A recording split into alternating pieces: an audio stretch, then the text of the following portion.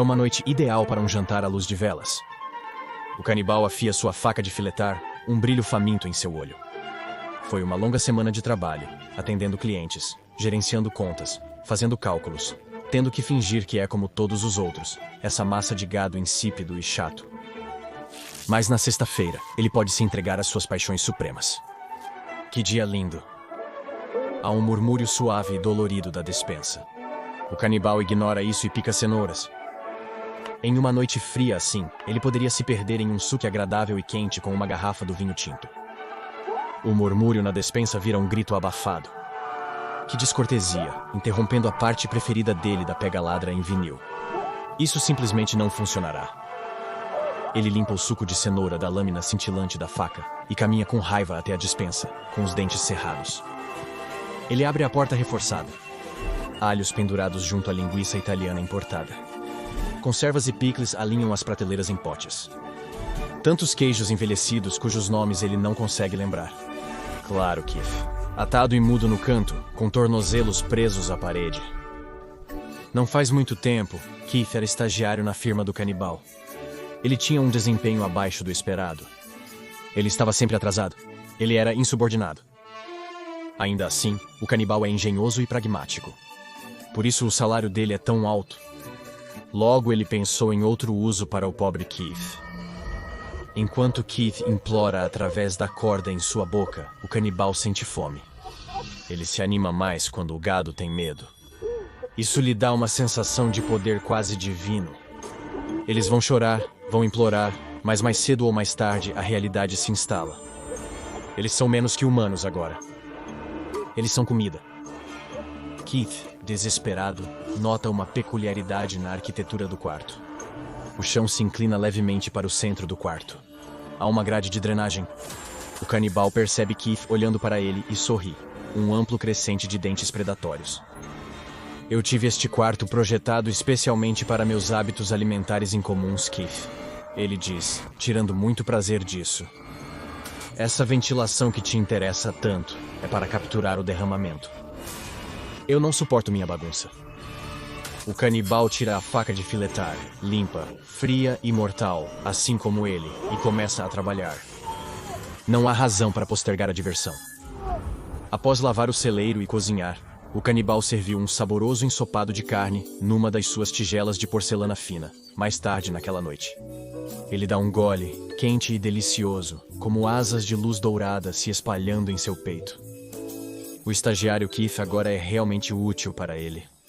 A vida pode ser repleta de surpresas. No dia seguinte, o canibal, sentado no escritório de seu arranha-céu amado, enviando e-mails para seus clientes, sente-se maravilhosamente em paz. Ele sempre se sente assim após comer. Isso confirma o que ele vê como um fato fundamental da sua realidade. Os seres humanos são apenas gado. Ele é o predador e o resto deles são presas. Os detetives chegam à tarde. Ele espera por isso. Eles fazem a ele as perguntas padrão. Detalhes sobre sua própria vida e história. Suas interações limitadas com o estagiário Keith. E se ele notou algo estranho. O canibal desempenha perfeitamente o papel do cidadão preocupado. Ele garante aos detetives que, infelizmente, não tem nenhuma informação que possa ser útil para eles. Mas ele espera que o pobre rapaz seja encontrado em segurança. Enquanto diz essa parte, ele mexe com a língua um pequeno filamento fibroso de Keith, ainda preso entre seus molares. Quando os detetives saem, ele sente a emoção máxima. Ele se safou. A única prova que poderia culpá-lo está passando por seu intestino agora. A transgressão o encoraja. Normalmente ele só se alimenta uma vez por mês. Mas qual seria o mal de ir para uma dupla desta vez? Apenas para celebrar o quão bem a primeira correu. Ele sorri para si mesmo. Sim, hoje à noite vai acontecer de novo.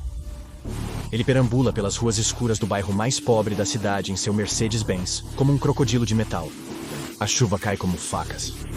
O asfalto é rio, é terreno de caça. Ele conta com o fato de ninguém sentir falta de pessoas aqui. Dirigindo em busca de sua próxima vítima, ele recorda com carinho suas refeições anteriores. Mulher solitária retornava da academia para casa. Ele observou ela se exercitando à noite, sentindo sua fome crescer. Ele é um predador paciente à espreita. Ao sair da academia, ele saiu do carro, colocou uma balaclava preta e escondeu um martelo na manga do casaco. Ela não se virou até que ele estivesse bem atrás dela, e a essa altura, bem, já era tarde demais.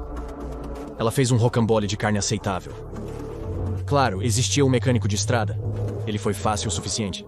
Bastou um celular roubado de uma vítima anterior e uma estrada secundária escura e longa. Ele apareceu no meio da noite para resolver o que pensava ser um problema de carro, mas era na verdade um problema de desejo. Ele fica surpreso ao ver o canibal sair da escuridão segurando firmemente uma arma de fogo. Ele entrou tão placidamente no banco de trás do carro do canibal, tão manso e obediente quanto um cordeiro bebê. Ele preparou ótimos bifes naquela noite.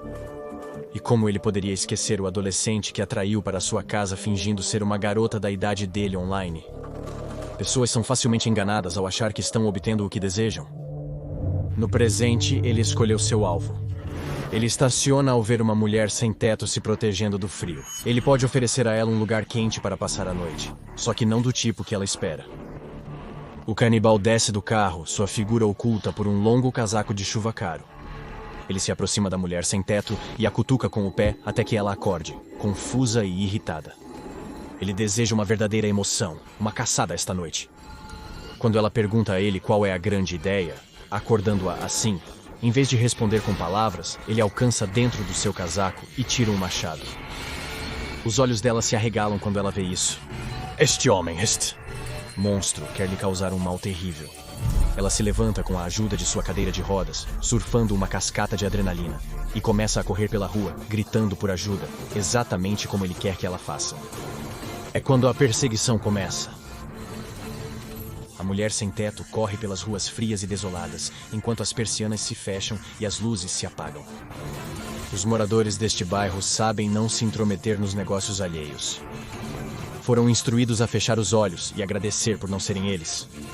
A apatia deles é o maior aliado do canibal nessas caçadas monstruosas. A mulher tenta bater em portas insensíveis, lágrimas marcando suas bochechas. Sem resposta. O canibal mantém um ritmo constante de corrida, aprimorado após muitas horas na esteira em sua academia favorita. Ele pode pegá-la a qualquer momento que quiser, mas o excita prolongar a perseguição. A perseguição é o único momento em que ele se sente como seu verdadeiro eu, o predador interior. Porém, a sem-teto persistiu. Ela se nega a ser presa do monstro com o machado. Quando ela percebe que ninguém mais vai ajudá-la, ela fica com apenas uma opção. Ela precisa se proteger. Cortando a fita de não entre, ela corre para um deserto canteiro de obras. O fantasma de um shopping que não deu certo. Como tudo o mais por aqui. Com pés descalços doendo no cascalho poroso, ela corre em direção a escadas semi-prontas na base do canteiro de obras e a sobe, lance após lance, com um vento inumano atrás. Não muito atrás, o canibal segura a madeira envernizada do cabo do machado, dando passos firmes. O medo, ele pensa, só vai fazer ela ter um gosto melhor. Não há maneira alguma de que uma pobre perdida como essa consiga superá-lo. Há uma coisa que o canibal subestima: a vontade de sua vítima em sobreviver. E esse é um erro que vai custar caro para ele.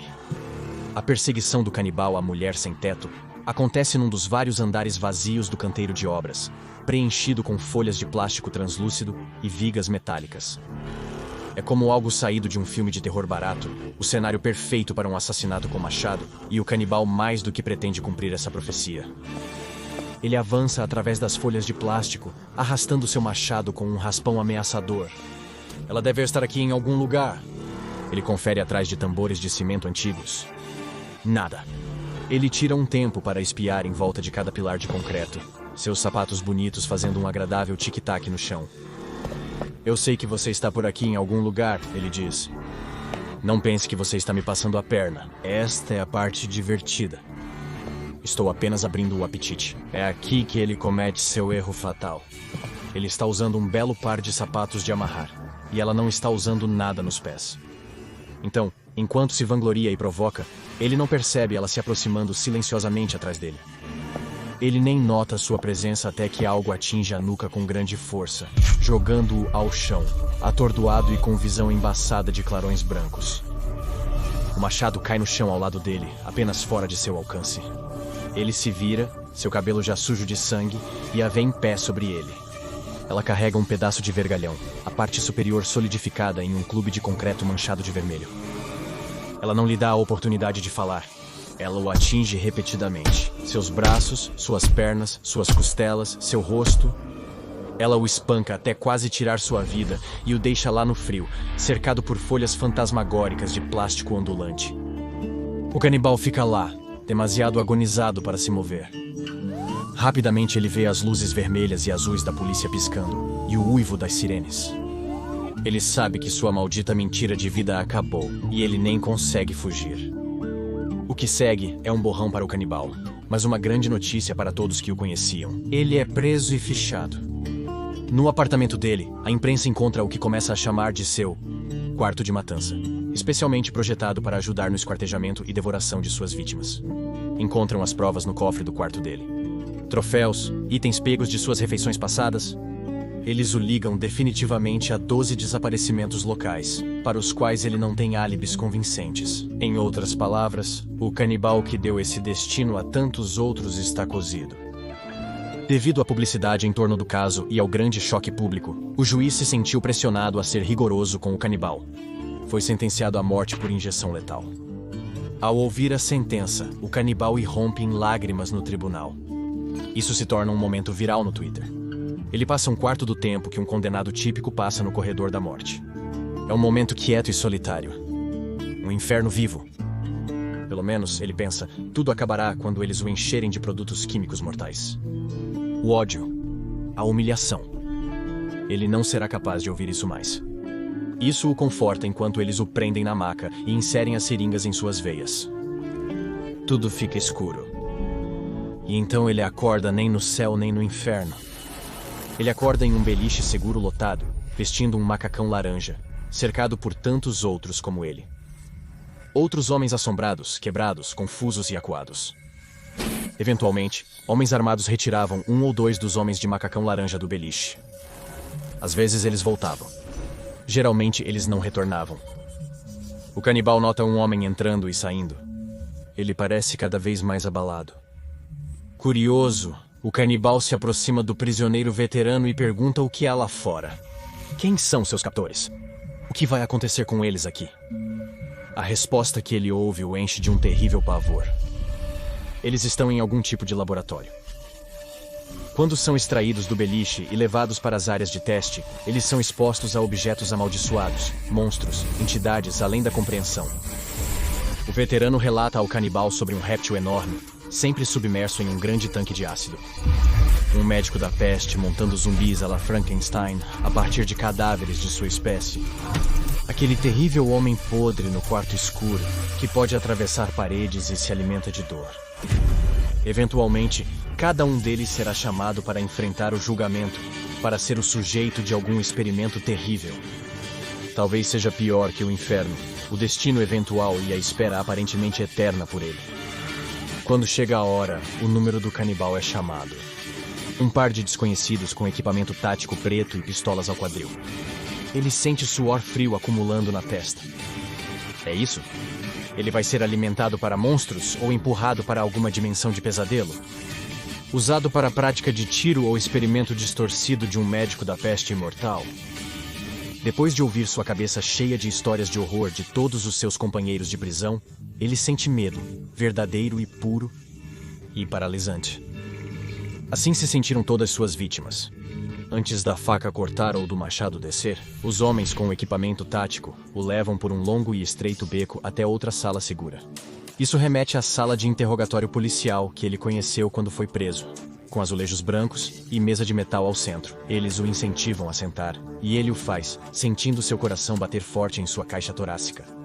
Prisioneiro dentro de outro. Parece que ele está esperando uma eternidade para que aquela porta se abra e um cientista entre. O cientista está carregando uma sacola de papel. Uma sacola que pode conter todos os tipos de horrores inimagináveis. O canibal até se encolhe quando o cientista coloca a sacola na mesa à sua frente, esperando que algo possa saltar e atacar sem aviso prévio. Mas não, a sacola permanece mortalmente imóvel e o cientista o encoraja a abri-la. Com trepidação em seu coração palpitante, o canibal abre a sacola e alcança o interior. Esperando por ele dentro está um hambúrguer, ainda quente. Ele questiona a armadilha. O hambúrguer irá devorá-lo? Ele vai explodir depois de dar uma mordida, ou se transformar em pedra ou algum tipo de monstro? As terríveis possibilidades parecem ser infinitas. Ele tenta adiar, enrolar, mas a inevitabilidade de tudo isso se instala. Ele precisa dar uma mordida no hambúrguer aterrorizante. O canibal afunda os dentes, dando uma mordida cautelosa, esperando o outro sapato cair. Mas para sua imensa surpresa, parece ser apenas um hambúrguer normal. Ele olha novamente para o saco de papel marrom. Existe um logo desbotado nele, refeições rápidas e prontas. Ele está confuso. O pesquisador faz uma pergunta após limpar a garganta. O que acabou de comer tinha gosto e textura de carne humana? O canibal, questionando se é uma pergunta capciosa, balança a cabeça. Não, é apenas um hambúrguer perfeitamente normal. Qual é o truque? Mas ele nunca descobre o truque. O pesquisador agradece o tempo. Os guardas o levam à cela para aguardar outro experimento que precise dos seus serviços. Ele nunca saberá a verdade sobre o SCP-971, mas você saberá, querido espectador. Agora mesmo, na verdade. O SCP-971 é uma coleção de cardápios usados de um serviço de entrega desconhecido, chamado Refeições Rápidas e Prontas. A suposta empresa matriz nega conhecer sua existência, e não foram encontrados registros oficiais de negócios. Para o olho não treinado, eles nem mesmo parecem ser fora do comum.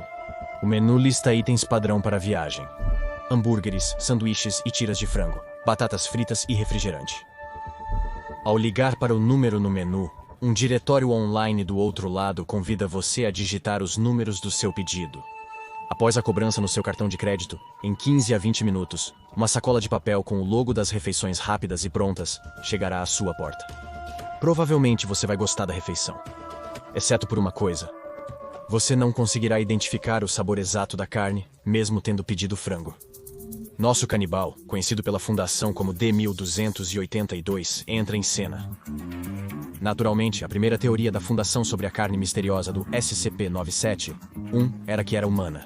Não havia motivo real, exceto que quando a Fundação lida com anomalias de carne, geralmente é uma variação de carne humana.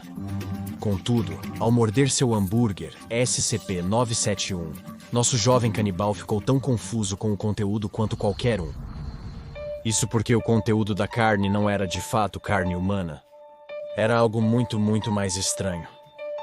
Toda a carne do SCP-971 foi obtida de animais na lista de animais ameaçados da Comunidade Econômica Europeia, incluindo pandas, chitas, lobos vermelhos e outros mamíferos em perigo. Estranhamente, essas criaturas não parecem ser prejudicadas pelo processo. Após solicitação das refeições com carne do SCP-971, os animais em perigo próximos foram pesados, revelando uma redução de biomassa. Certamente, se houvesse demanda suficiente, isso poderia eventualmente ameaçar a existência dos animais. Nenhuma morte de animais foi relatada até agora devido à anomalia. Mas, além disso, não foram relatados efeitos anômalos, nenhum perigo memético, nenhum comportamento compulsivo. A comida não afeta significativamente o consumidor, e a maioria das pessoas que a pedem não sabe que se envolveu com uma anomalia. Além dos menus pré-armazenados, as instruções atuais para os agentes de campo são de registrar e eliminar qualquer menu encontrado na natureza. Os menus de refeições rápidas e prontas, uma classe de risco baixíssimo, são guardados no arquivo número 26 do cofre de arquivos do local 19. Para pedir o menu de testes, é necessário a autorização de um funcionário de nível 4 ou superior. No entanto, esses testes só são permitidos uma vez por semana para evitar danos ambientais. Se você é como eu, existe uma gaveta ou armário em sua casa que passou os últimos anos acumulando um grande número de cardápios de delivery local, muitos dos quais você não consegue identificar a origem. Caso você esteja preocupado que sua próxima sessão de lanches noturnos possa levar a danos a um animal em extinção, posso recomendar que jogue seguro e use o DoorDash em vez disso. Hashtag não patrocinado. Torne-se um pesquisador júnior hoje no Patreon do Dr. Bob. Agora assista outra entrada dos arquivos do Dr. Bob, como o SCP-2611, grande e no comando.